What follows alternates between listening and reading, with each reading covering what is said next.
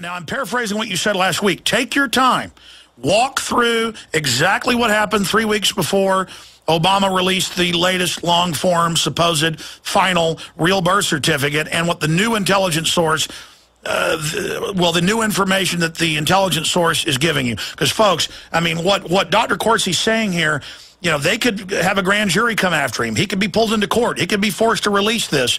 He wouldn't be doing this right now if this wasn't true and going on. So I hope you understand, we're now entering the realm of total proof. Not just that he fought it for 3 years with $2 million, moved the lawyer into the White House who was fighting it, stonewalling, saying with his operatives, Mr. Maddow and Mr. Slimeball, that this is the birth certificate 2.5 years ago. I mean, just desperate activity on their side. The thing stinks to high heaven. The Republic of Kenya classified document released that, yes, the Obama records have criminally been removed. There's evidence he was born in Mombasa. I mean, here it is. He's releasing it. Corsi wouldn't be doing this now if he didn't 100% think he had the bona fides. So slowly go over your mole inside as much as you can give us. And when are you going to have Farah come out and substantiate this verbally, swear to it publicly? I believe you. You wouldn't be doing this. Well, I did even more than that. I'll give you the exact chronology. It was just before February 24th. I got a call from my source in Hawaii and said that someone had gone into the logbook, a very trusted bowl, and the long-form birth certificate for Obama had suddenly appeared and was inserted in the book. Read it enough to know that Kapilani Hospital was identified as the hospital. Knew a doctor was listed, didn't have time or was too scared to get the name of the doctor. Now, on February 24th, I'm looking at it right now, I drafted an article. It's date-stamped February 24th at my computer. I can send it to you, Alex, as proof. The article was written, says, WND warned to block possible future release of fraudulent Obama birth records. And this is February 24th. It's date-stamped this way in my Microsoft Word file. So you even wrote a story that you didn't release. We didn't. We decided not to release it because it decided we hoped the White House would release this document. See, we named the book "Where's the Birth Certificate" to try to frighten the White House. I knew the White House could not tolerate if anybody read this book. People read this book, Obama. And their hopes that they had released it was falling through, and so you forced them out in the open. Yeah, and I knew that Joseph said we're not going to publish this story, tipping them off that we know a fake document has now been created. Let's get them to release the document. You've got to release that original story with... I'll send it to you. I'll send it to you. It's date stamped February 24th. You can see in the log to this, I created the story on February 24th. Okay, but I don't want to publish it first it's WorldNet. You can publish it first. If you want to, I'll talk to Joseph. Maybe we can do a story on it immediately, but... Yeah, but you see my point. The fact that that's the proof that you knew this was going on before it happened. Man, this is big. The paragraph of this story is, WorldNet Daily has been warned that certain government officials in Hawaii have been contemplating releasing fraudulent Obama birth records that WND knows it has in its possession information that will be able to prove the forgery. We had information that will prove the forgery. See, even when I wrote this February 24th... Unbelievable. I knew they were going to release it, and I knew we could prove it was a forgery. Unbelievable. And we didn't publish this article because we didn't want to tip off the White House that we knew they were going to release the fraudulent document that we could prove it was a forgery. I'll send you the article. Well, we need to... Absolutely. If you send it to us, I'll have one of my writers do a report on it right now, and then you can follow up or vice versa. I don't care. But for me, and I'm asking you if you agree, Dr. Corsi, that is such incredible proof that you had the intel inside and that you knew it was coming just a few weeks before and had this article ready. I think you should write a breakdown explaining why you guys didn't release it. Let me read you what else I wrote. Originally, they were planning to release the fraudulent birth certificate in the run-up to the 2012 presidential election. We took away one of their October surprises. Joseph and I said, let's make this book, Where's the Birth Certificate, so explosive that they have to release this now. I want to read you these two paragraphs quickly.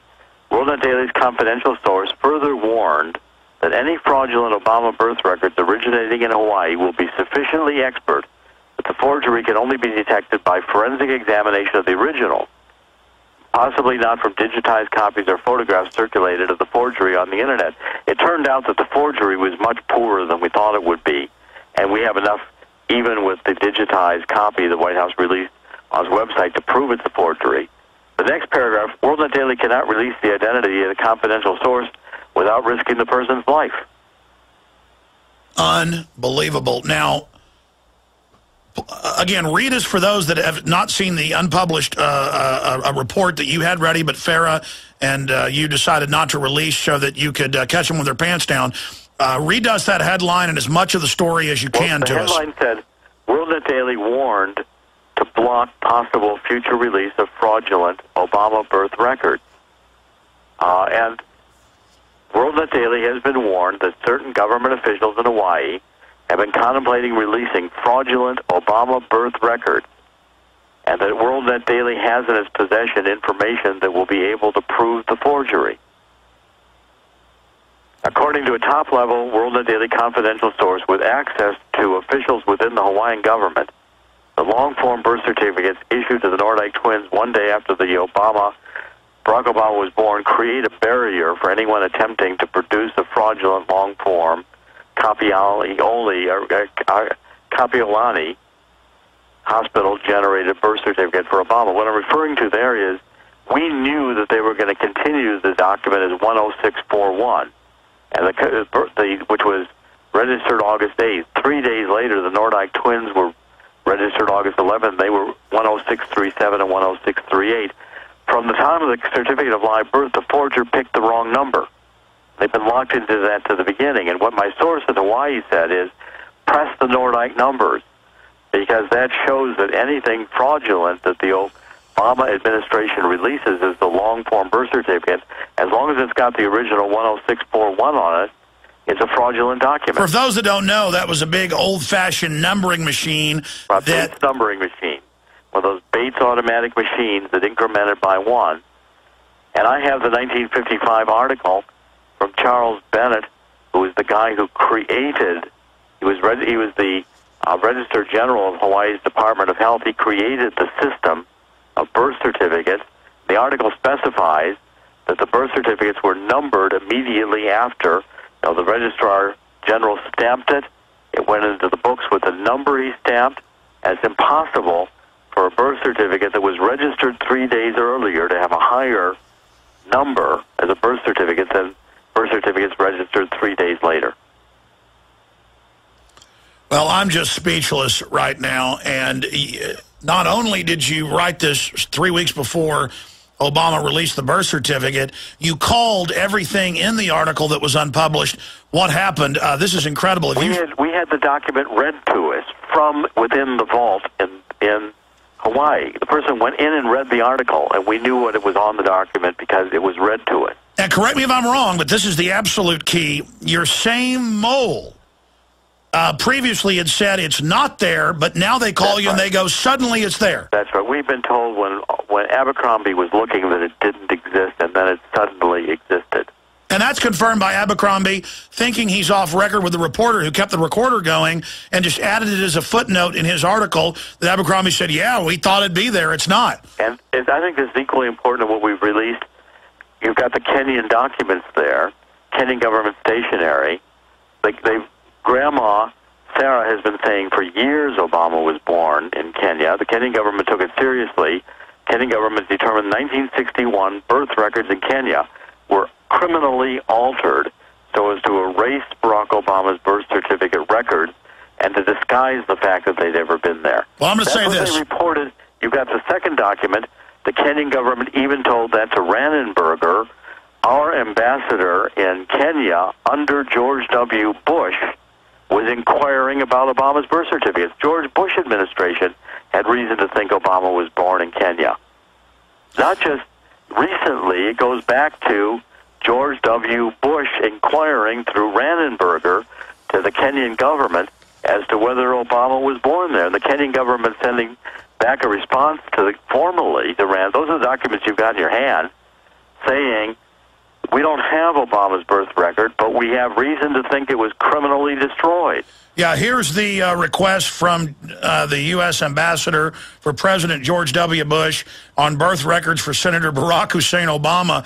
Now we're learning that this was being taken so seriously even then that the Republican leadership, the president, was looking at it. Here's the other document. When they went to try to find it, it had been criminally removed. I mean, when you look at this, no one, knowing this was going on, would not release the long form, instead spend $2 million, move the lawyer that's on the case into the White House. They've been haunted by this. They've been terrorized. Instead, they have that joke, that fraud, Slimeball Matthews, Mr. Maddow, all of them, I mean, Rachel Maddow, sorry, get up there and say, this is the birth certificate. There's no such thing as a long form, insulting Americans' intelligence. Then we get the long form. It looks like it was made in Crayola.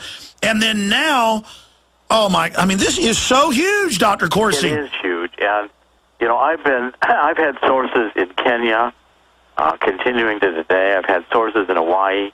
I've hired private investigators. I've been working with intelligence experts on the islands in Hawaii. I've been given the inside track on this story from the very beginning. And now even you've got the Immigration and Naturalization Service file on Barack Obama Sr. verifying what I've said from the beginning, and that was they never were married. It was a sham marriage from the beginning. Ann Dunham had been frequenting Bill Lederer's bar on Hotel Street in Honolulu. She got pregnant. She wanted Barack Obama to be the father. Barack Obama wasn't interested. Ann Dunham flew off by herself to convince the family in Kenya she should be the princess. That's the story. Incredible.